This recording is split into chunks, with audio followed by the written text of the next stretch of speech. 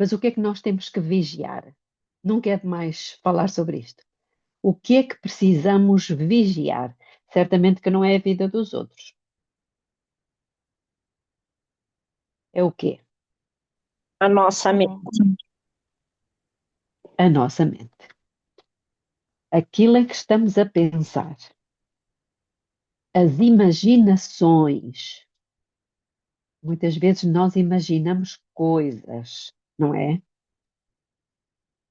Devemos vigiar os nossos sentimentos, as nossas intenções, os nossos impulsos. Tudo isto só nós podemos fazer. Então eu deixo aqui este alerta. O que é que verdadeiramente nós precisamos continuamente estar vigiando? Pensamentos, imaginações, impulsos, emoções, intenções. Precisamos vigiar tudo isto. E sempre que dermos conta de que alguma coisa que fazemos ou dizemos tem uma outra intenção por trás, que não aquela que nós queremos fazer passar, a primeira coisa que precisamos fazer imediatamente é orar. E ninguém precisa saber disto. As únicas pessoas que sabem somos nós e é Deus. Hum? Orar pedindo que o Senhor nos dê a intenção de Cristo ao proceder desta e daquela maneira. Quando começamos a imaginar, e essa imaginação, por norma, é má, imediatamente recorrer a Deus, pedindo-lhe que nos tire aquilo que estamos a imaginar e que coloque em nós uma imaginação que nos traga paz, que nos traga esperança, alegria. Este é, porque reparem uma coisa, há aqui um escalão. O inimigo, antigamente, nos levava ao pecado por atos, era ou não? Nós pecávamos por atos. Depois deixámos de pecar por atos e passámos a pecar só em palavras. Mas já que ele não nos consegue levar a pecar por atos e também por palavras, ele está ainda num último esforço tentando levar-nos ao pecado, não é? Através de coisas que não se veem. Foi o que eu disse há pouco: emoções, intenções, imaginações. Então, é aqui que reside a última luta desesperada dele. Temos o caso do Jó, que é um tipo da última geração, que somos nós. Satanás não tinha o que acusar Jó. Ele não estava a cometer pecados. Ele era um homem íntegro e reto e justo, desviava-se do mal. Não foi. Nem por palavras. Onde é que ele foi mexer? Nas intenções. E foi isso que ele acusou a Deus. Que ele acusou Jó a Deus. Não foi? Ele serve-te porque a intenção dele, vamos ver aqui um julgamento, a intenção dele é obter a salvação. Era? Não. Deus sabia que não. Mas Satanás não sabia. Então é isso que vai acontecer com a última geração. E por isso é que Deus precisa permitir que nós passemos por dificuldades, por provas. Porquê? Porque reparem, nós estamos em grande vantagem. Jó não sabia o que é que estava a acontecer no mundo espiritual e nunca soube. Morreu sem saber. Mas nós sabemos. A nossa visão tem que ser uma visão mais do que humana. Percebem? Nós precisamos ter uma visão espiritual das coisas. E essa é adquirida a pouco e pouco.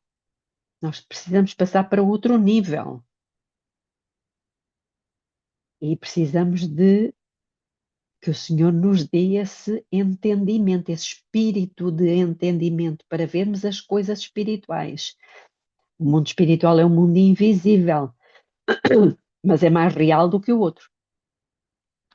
Então, quando nós percebemos o que é que está a passar-se, porque é isso mesmo que se está a passar, é um desafio constante de Satanás a Deus a nosso respeito, o que é que nós devemos fazer? A nossa postura vai ser outra. E nós aceitaremos com mais facilidade o sofrimento, a prova, porque há aqui uma disputa. Eu vou fazer isto a ele ou a ela, porque eu sei que se eu fizer isto, ele ou ela vai demonstrar aquilo que está lá dentro e que ninguém vê. E Deus vai dizer: Ok, podes fazê-lo. Eu sei quem ela é. Eu sei quem ele é. Isto é vantajoso ou não? É muito vantajoso. E por isso é que o mundo não nos conhece. Porque nós somos pessoas que não vivemos na esfera meramente humana. Nós somos participantes da natureza divina. Ou seja, nós já começamos a ver os homens não como homens, mas com uma visão espiritual, como árvores, certo? E é a Bíblia que diz que nós somos como árvores na visão espiritual. É ou não? Deuteronômio, Marcos, muitos textos que nos dizem na visão espiritual que nós somos como árvores.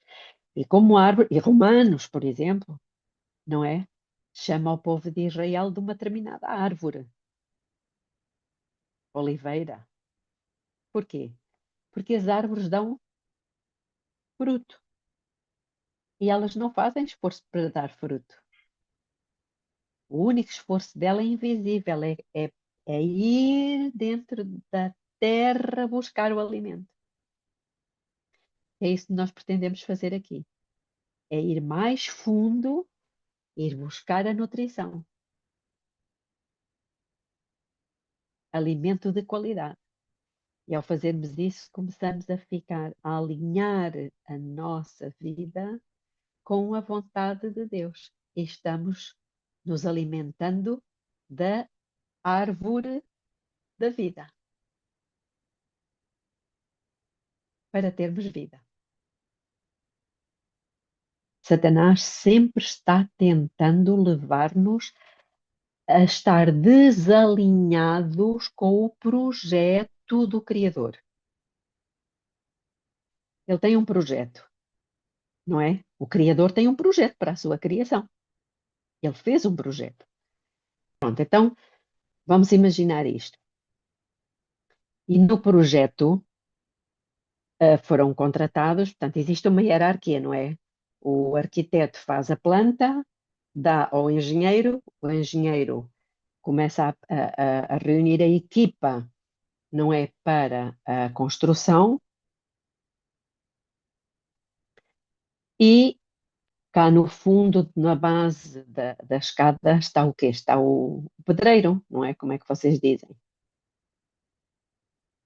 É isso, não é? O pedreiro, pronto.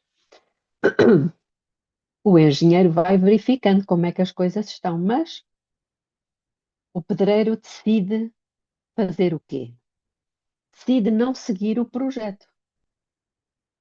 Decide não seguir o projeto. Então, quando o engenheiro vai ver, o pedreiro colocou a sanita ou o vaso sanitário na sala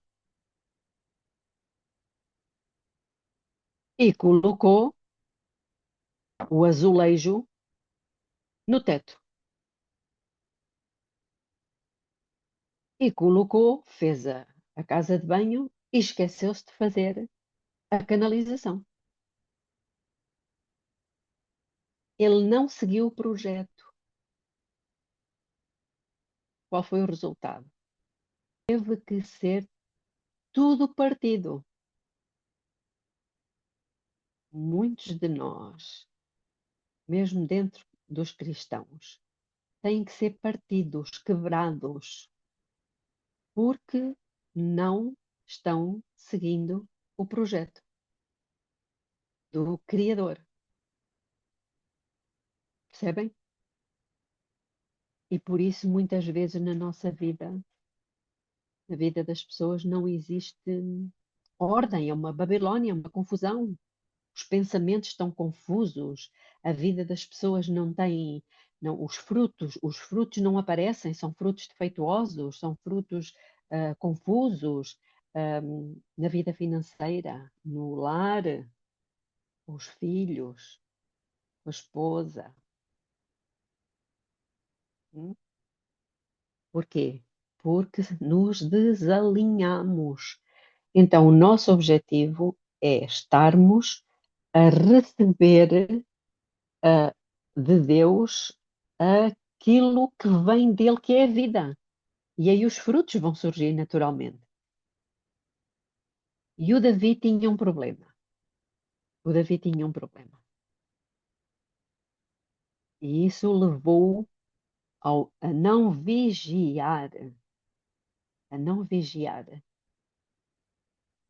as suas, as, su- as suas emoções. Deus respondeu à oração de Davi por perdão. Sabemos o que é que aconteceu. Uma das mais fervorosas orações registadas na palavra de Deus é a oração de Davi, quando implorou: Cria em mim, ó Deus, um coração puro.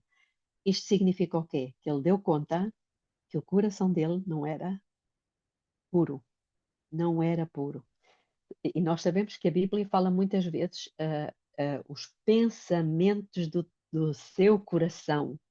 Há aqui uma interligação muito grande entre o coração e os pensamentos do coração. Ora, o coração não pensa, não tem pensamentos, não é verdade?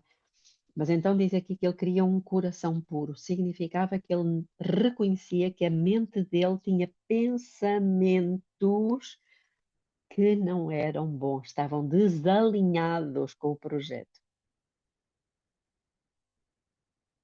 Provavelmente que ele gostava de mulheres. Ele teve várias. Ele teve várias. E não ter vigiado essa fraqueza inata, não é? Congénita, ele nasceu com aquilo. O não, e todos nós temos, atenção. Uns é com mulheres, outros é com comida, os outros é com mentira, os outros é com álcool, outros é com ira, outros é com que parece uma cobra, não é? Fugirmos ao confronto, por exemplo. Quando ele faz esta oração, cria em mim, ó Deus, um coração puro, é porque ele reconhecia que o dele não era puro. Será que nós damos conta disso? Oh, Senhor, lá estou eu outra vez a pensar mal daquela pessoa. Eu vejo algumas das vossas caras. Já nos aconteceu. Então, quando nós damos conta, porque o Espírito vai falando ao nosso Espírito, isto é não me interpretem mal, mas é uma telepatia. É uma comunicação entre mentes. Ninguém vê, ninguém ouve. Mas a mente de Deus fala à minha mente e dá conta. Uau, eu até nem sabia que tinha este problema. Eu, por exemplo, durante muitos anos não percebi que tinha este problema. As imaginações.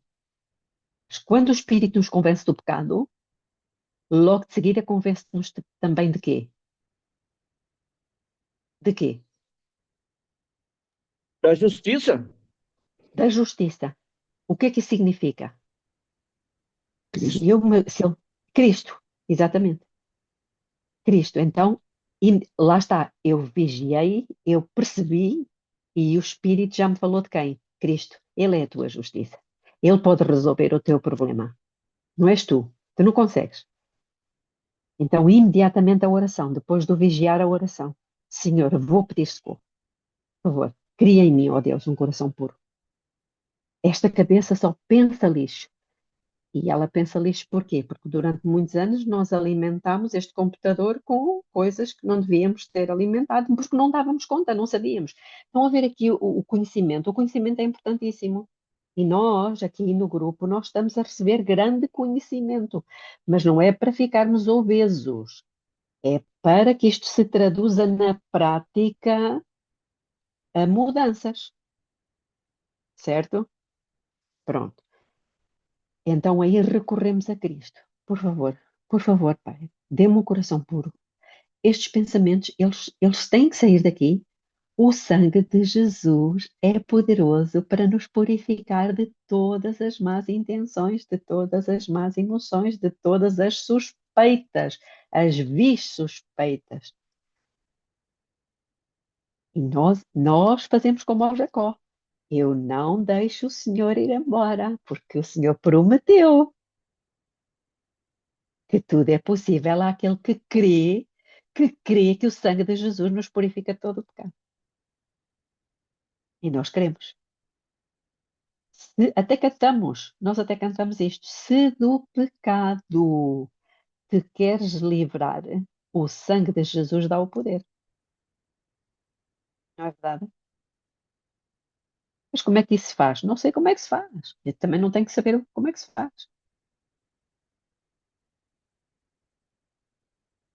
Mas Deus diz que é assim, é assim.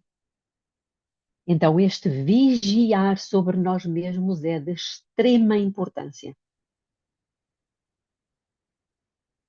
A resposta de Deus a essa oração é: dar-te-ei um coração novo. Olha a promessa. É uma promessa. E nós começamos a orar de outra forma. Obrigada, Senhor, porque o Senhor promete dar-me um novo coração. Promete ou não promete?